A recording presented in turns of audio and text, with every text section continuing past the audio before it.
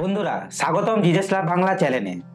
আজ আমরা এমন একটি প্রশ্ন নিয়ে কথা বলবো যা শতাব্দীর পর শতাব্দী ধরে মানুষের মনে ঘুরে বেড়াচ্ছে। কেন ভালো মানুষের জীবনে কষ্ট আসে?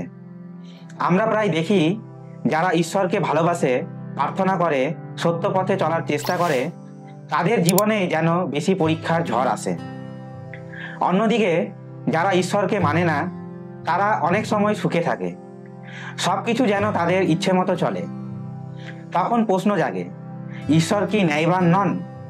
তিনি কেন তার সন্তানদের কষ্ট পেতে দেন? চলুন আজ আমরা এই গভীর প্রশ্নটির উত্তর খুঁজে দেখি বাইবেলের আলোয়, বিশ্বাসের দৃষ্টিতে, এবং 3টি পয়েন্টে আমরা জানব কষ্ট কেন আসে আর কিভাবে ঈশ্বর সেই কষ্টের মাঝেও কাজ করে। প্রথম পয়েন্ট, কষ্ট মানে ঈশ্বরের অনুপস্থিতি নয়। যিশায়া 43:2 লেখা আছে, তুমি যখন জলের মধ্যে দিয়া গমন করিবে, আমি তোমার সঙ্গে সঙ্গে থাকিব। যখন নদ নদীর মধ্যে দিয়া গমন করিবে, সে সকল তোমাকে মগ্ন করিবে না। যখন অগ্নির মধ্যে দিয়া চলিবে, তুমি পুড়িবে না, তাহার শিখা তোমার উপরে জ্বলিবে না।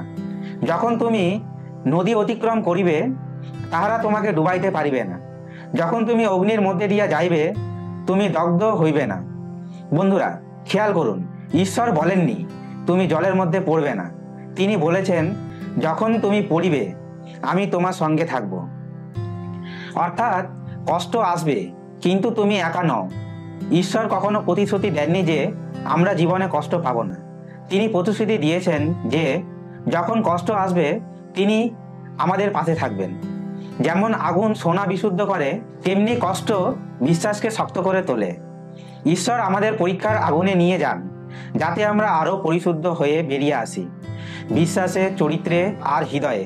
দ্বিতীয় পয়েন্ট, ঈশ্বর কষ্ট ব্যবহার করেন আমাদের গড়ে তোলার জন্য। রোমিও 8:28 লেখা আছে, আর আমরা জানি যাহারা ঈশ্বরকে প্রেম করে, যাহারা তার সংকল্প অনুসারে আহুত, তাহাদের পক্ষে সকলেই মঙ্গলার্থে একসঙ্গে কার্য করিতেছে। এটা মানে কষ্ট আমাদের জীবনে অংশ হিসাবে ঈশ্বর ব্যবহার করেন, আমাদের পরিপক্ক করার জন্য, শিক্ষা দেওয়ার জন্য এবং তার উদ্দেশ্য পূর্ণ করার জন্য।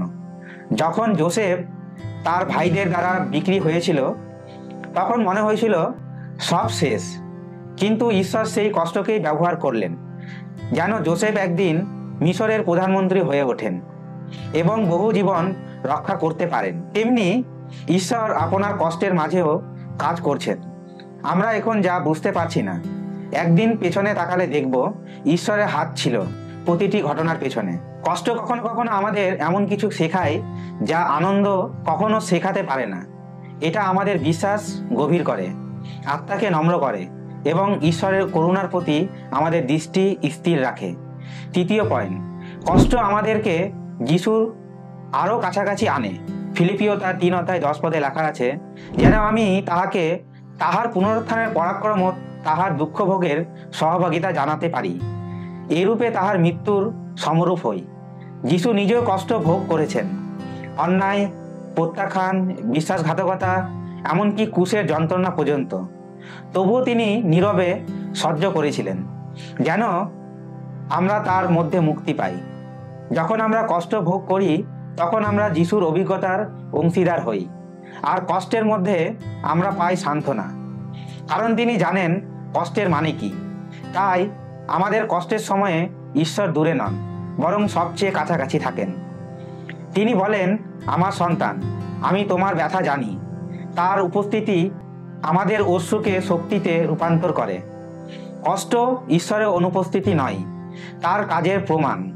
কষ্ট মানে এই নয় যে ঈশ্বর আপনাকে ভুলে গেছেন, বরং এর মানে তিনি আপনাকে এমন কিছু শেখাতে চাইছেন যা শুধু অশ্রু দিয়ে শেখা যায়।